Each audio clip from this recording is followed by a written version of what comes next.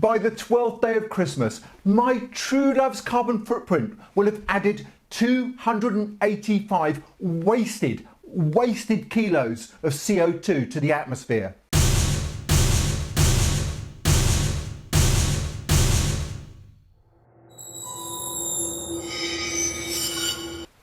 That obviously makes some assumptions about my true love, in as much as, irrespective of sex or orientation, that she, he or non-binary other is a UK adult.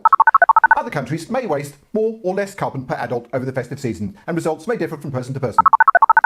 But 285 kilos of CO2 is the average wasted excess CO2 that each UK adult, irrespective of faith, location, or even whether you celebrate Christmas, adds to our critical carbon level in the skies over the festive season. But obviously CO2 is only part of the problem.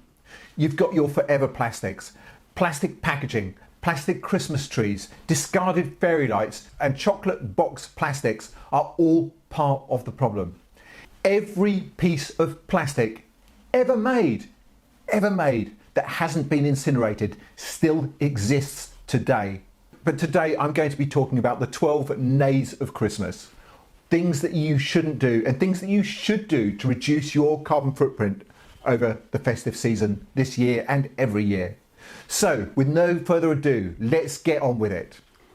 So let's start with the first day of Christmas. And not everybody knows this, but did you know that the first day of Christmas is actually Christmas Day and the 12th day of Christmas is the 6th of January? But for the purpose of this, I think it needs a bit of pre-planning. So on the first day of Christmas, my true love said to me, "You can't buy my love with expensive gifts." It is far better to spend just pennies on a gift that you know will be enjoyed than hundreds of pounds on a gift that the receiver may not want, or even, as my daughter has pointed out, vice versa works equally well. The average UK adult spends £600 on presents, of which 20% will be completely unwanted gifts and about 30% will be tolerated or not really wanted gifts, but seemingly received in good faith. On the second day of Christmas, my true love said to me, "Don't buy me boxes of chocolate." A 24-piece box of Ferrero Rocher is 55% chocolate and 45% packaging. And most of it can't be recycled, and as a result pretty much none of it actually is, or worse, all of it is incorrectly recycled. On the other end of the scale you have Nestle Black Magic, where a whopping 75% is chocolate and the remaining 25% is plastic. And pretty much every other box of chocolates is going to be somewhere in between.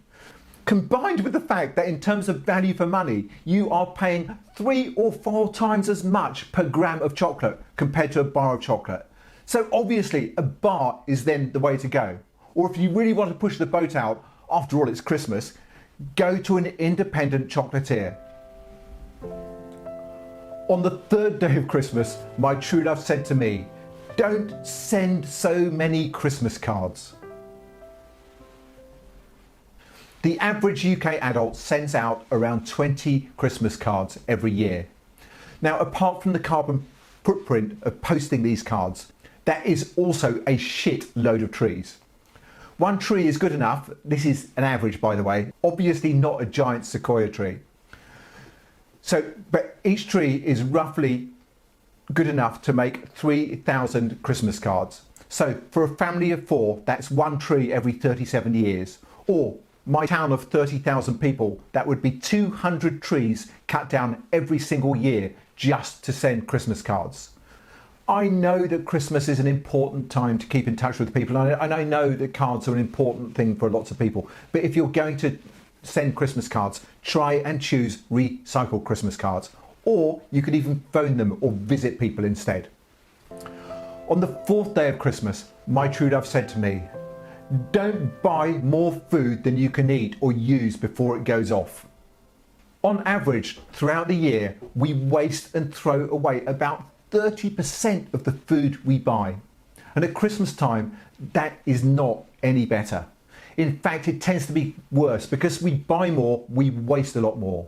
Each year in the UK, we throw away the equivalent of 2 million turkeys, 5 million Christmas puddings, 17 million Brussels sprouts, and 2 million kilos of cheese. Plan your meals and plan to use leftovers. Soup and broth are an excellent way of getting rid of any leftovers. On the 5th day of Christmas, my true love said to me, I don't really need my presents wrapped, but if you're going to wrap them, please use paper that can be recycled or newspaper.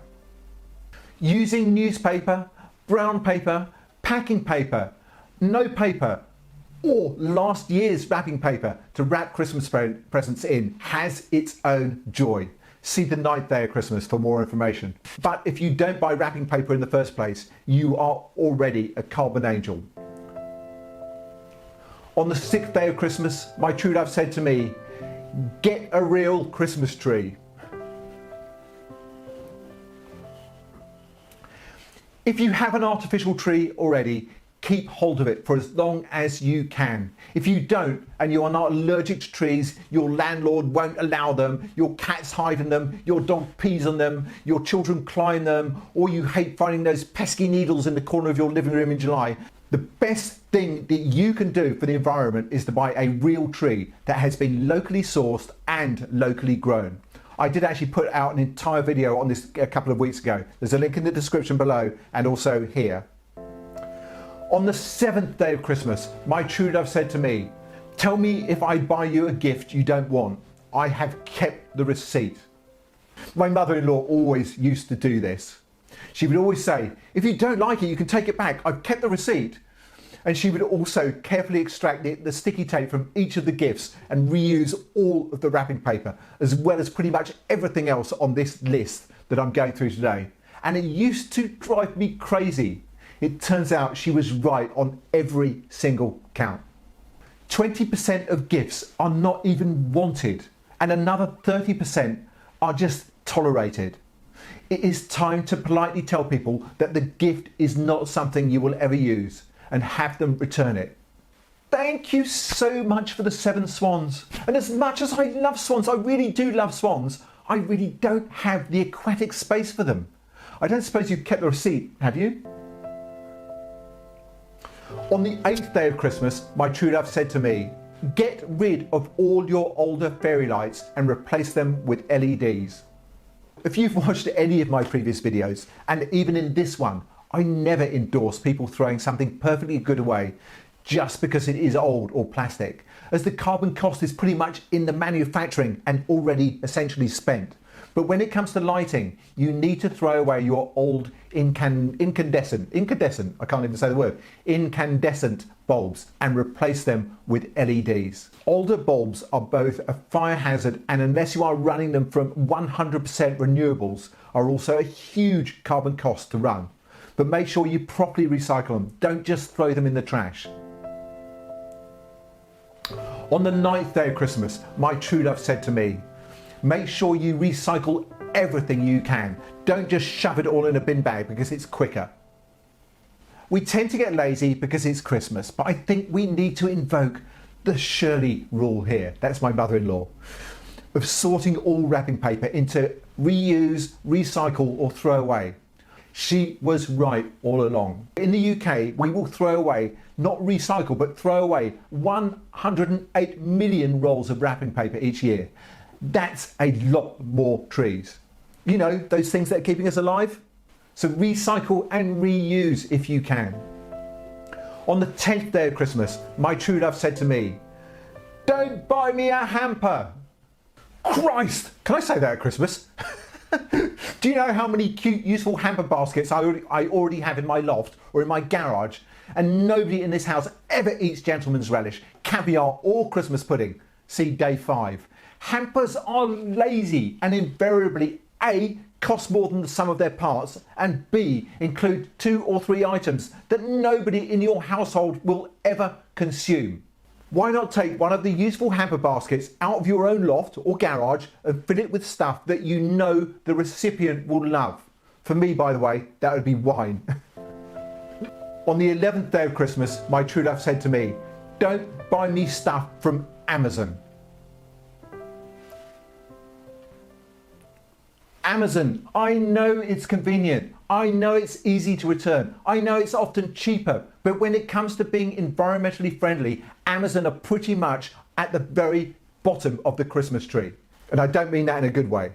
Seriously, if you can buy something locally, it is not only better for the environment, but it actually puts money straight back into the local economy without much danger of financing some clown to fly into space for 10 minutes with a carbon cost of several lifetimes of ordinary folk like you and I.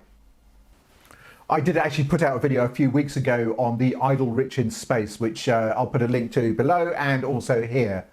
And I'll also be putting out a video in the new year on how to be an ethical consumer, where I get into the whole ethical consumer thing in a bit more detail. On the 12th day of Christmas, my true love said to me, "The greatest gift you can give me this Christmas is your love, your company and your good cheer." My girlfriend and I now do this, so instead of going out and buying big statement gifts, we will do the occasional "I saw this and thought of you" type stuff, and experiences that we both enjoy together, like a surprise city break or a meal out where the surprise is delivered on Christmas Day and the experience delivered at a time of our choosing. No waste, no Amazon, no packaging, no chocolates, no hampers, no lactating maids and no parrots. Please have yourself a wonderful low carbon Christmas, and remember, every day is Earth Day, and if you are still stuck on what to get someone for that last minute panic gift buying, I can recommend this book. I actually put together a video on that as well, which you can see description below and here.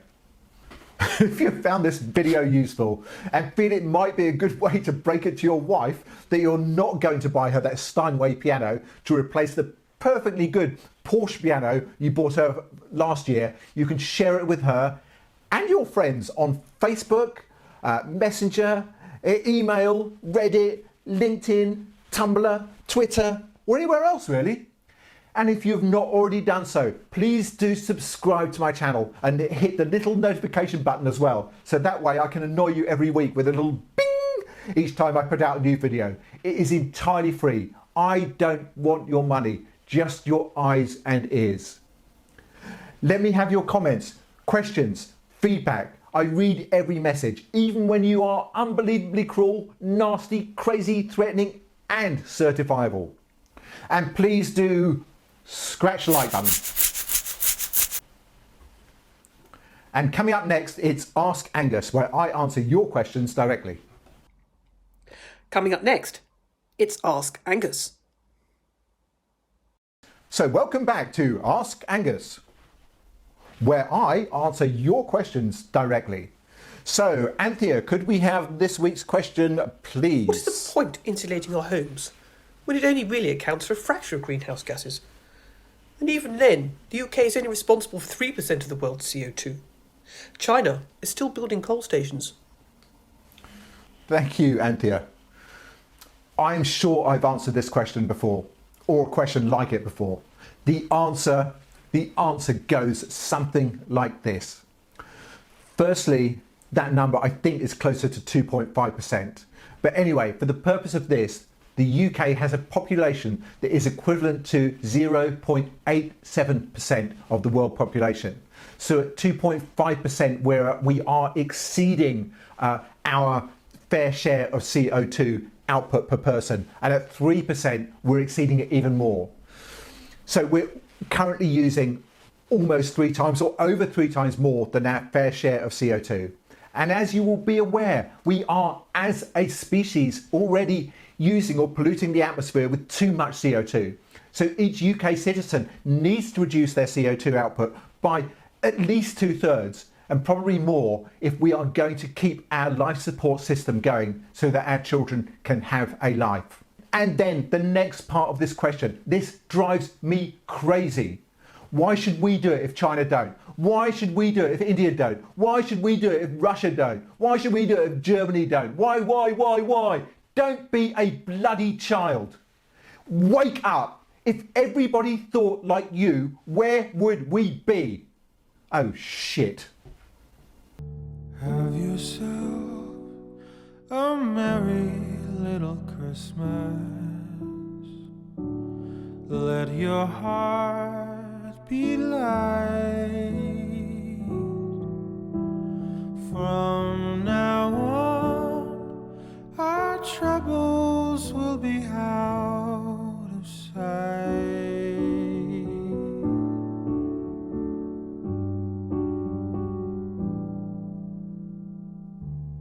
Have yourself a merry little Christmas. Make the Yuletide gay. If you'd like to see the in-depth video I put out on Christmas trees, you can see that here, or this one on Insulate Britain that just about everyone hates. Don't buy your brother a t-shirt with Putin, Kim Jong-un and Donald Trump on it just because you feel obliged to buy something.